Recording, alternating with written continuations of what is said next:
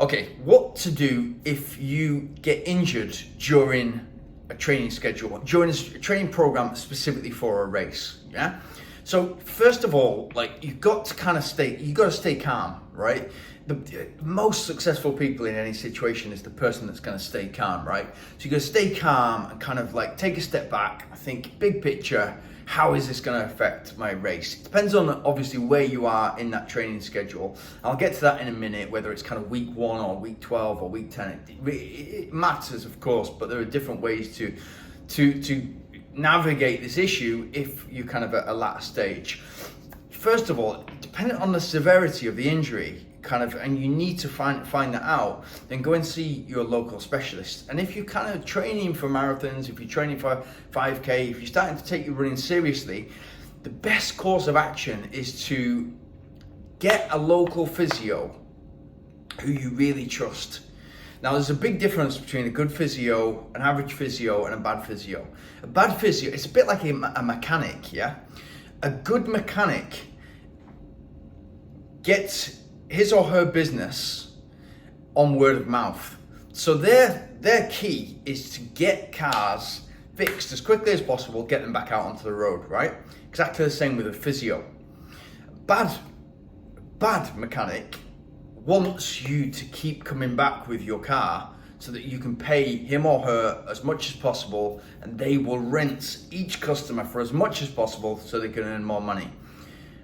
An average physio really doesn't care. Yeah, so he or she will do either way, and it doesn't really matter. If they don't know you, maybe they'll treat you like a bad mechanic would do. If they know you, if you're a family friend, maybe they'll act like a good mechanic, right? It's exactly the same with a physio. Like if you get in with a good physio, and their objective is to get you, they know how much you love running. They know that they've come from a sporting background. Usually they've come from a sporting background, or they deeply understand the running mentality or an endurance mentality. That your key is to get this fixed as quickly as you can. Solve the root problem. Don't just solve the issue.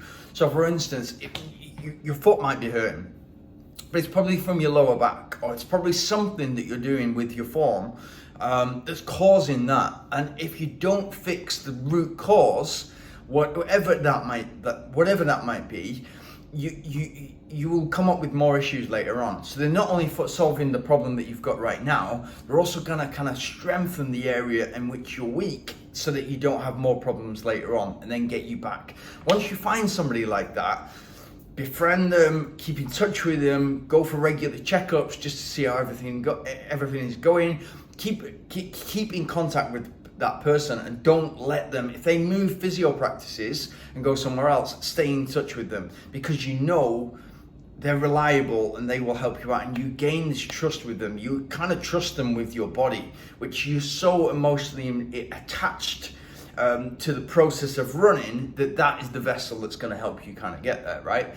So yeah, go and get an expert opinion. Talk to somebody who knows about running. If you go and see your general practitioner, your GP, your local doctor, they're probably going to say, well, what are you doing? Oh, I'm running 100 kilometers a week. I'm running 100 miles a week. And they'll probably tell you to run a little bit less. Usual doctors, that's what are you running too much? And if you've got a problem with your knee, they're always going to say it's runner's knee, because what is actually runner's knee? You ask 10 doctors, they'll give you 10 different answers.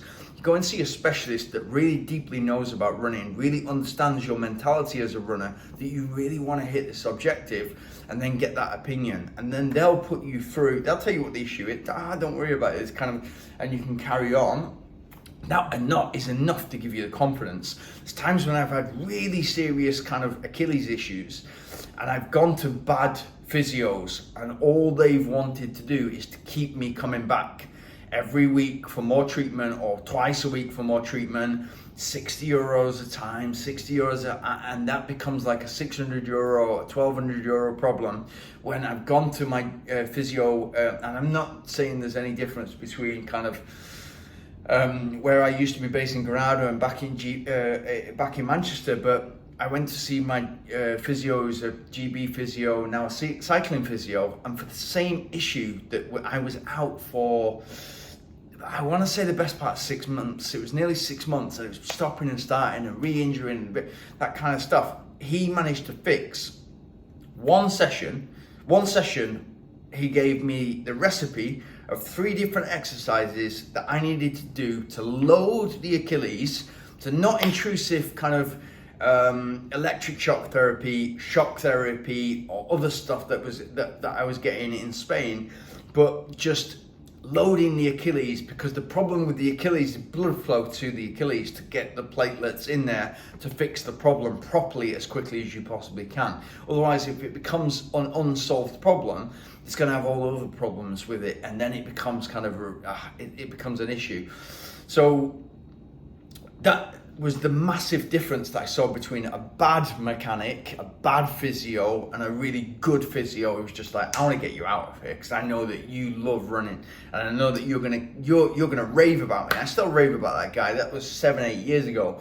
I still do the exercises 4 times a week that he gave me because it's kind of prehabilitation. No, I no longer have problems with my Achilles. Touch wood, because that's not a problem that you want.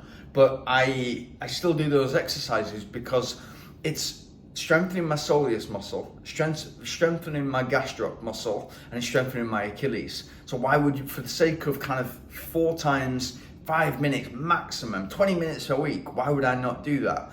And I still rave about him. If anybody ever asks me for a physio, I'll get them to go to him if they're anywhere in the vicinity of where he lives. And that's how he was only a young guy at the time.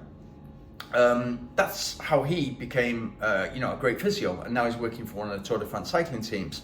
So yeah, get an expert opinion, know how to proceed properly, and that will give you a lot of confidence. If you've got a physio, that will give you a lot of confidence, and then just relax. Don't think that having a week off within a 12-week schedule is going to harm you. If you followed the plan, if you've kind of like already got fit, then you've started the 12-week plan, which is essentially 10 weeks with a 2-week or 10-day to 14-day taper, where you freshen up your legs, reduce the volume and freshen up your legs, keep the intensity the same.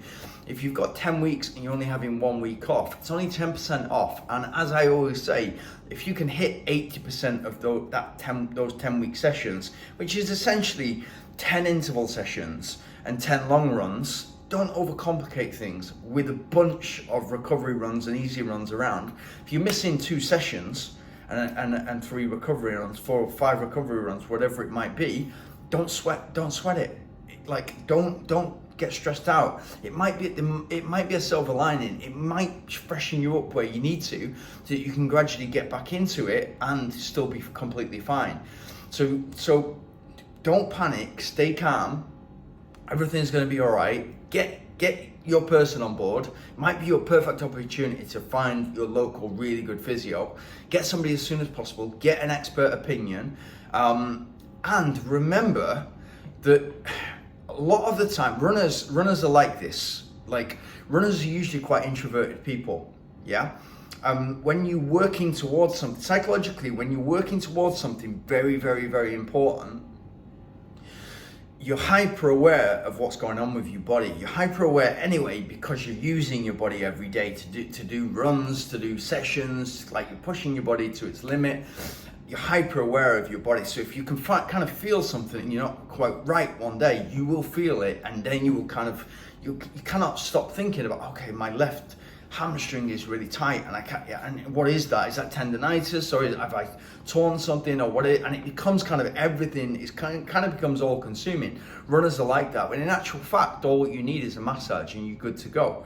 Or all what you need is a bit of foam rolling, and you're good to go. So don't kind of overthink it. Just kind of follow. Like, be calm. Go and get an expert opinion. And then continue to follow your cycle. So get up. Have your kit set out from the night before, get up, go for a walk instead of running.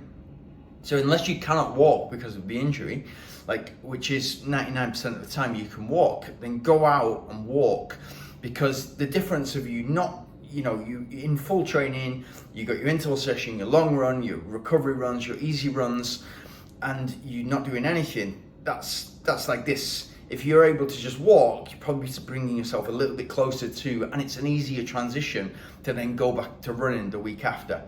Most injuries, you're good in 3 or 4 days. You're really good in 3 or 4 days. It's just that you kind of, oh, what if this, what if that, what if this, what, and your kind of whole existence goes to, and I've been there, yeah? Your whole persona changes because you don't have access to the drug that keeps you so alive every day, the drug of running. You don't have access to that, and therefore you kind of fall apart mentally. Just don't be like that. You can learn from my mistakes. Like early career, I was like, oh my God, my legs are gonna fall off. But in actual fact, it's just an injury that can be cured with a couple of massages or with a little bit of strengthening in a certain area, and they'll usually kind of find the root cause of what it is, as we said. So yeah, don't sweat it, go for it, and realize that nothing is that big of an issue. You just need fixing.